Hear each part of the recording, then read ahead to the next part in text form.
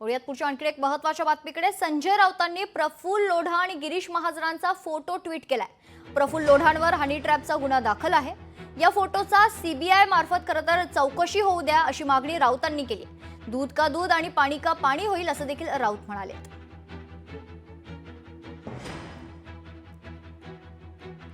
मुख्यमंत्री देवेंद्रजी विधानसभेतही दिशाभूल करतात। महाराष्ट्रात हनी ट्रॅप नाही असं त्यांनी सांगितलंय।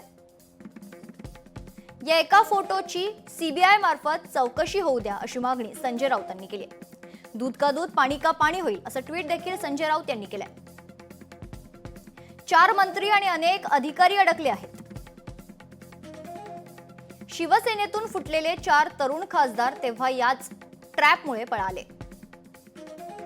दरम्यान हे प्रफुल्ल लोढा नेमके कोण आहेत ते देखील जाणून घेऊयात ग्राफिक्सच्या माध्यमातून। जळगावातील भाजपा नेत्याचे निकटवर्तीय प्रफुल्ल लोढांवर अनेक गंभीर आरोप। फडणवीसांच्या उपस्थितीत भाजपात प्रवेश। 2024 मध्ये दिलेलं लोकसभेचं तिकीट, परंतु 5 दिवसात उमेदवारी मागे घेण्यात आली।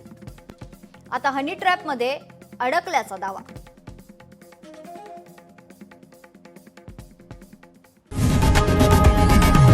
लोकशाही मराठी ऐका, पहा, जागरूक रहा।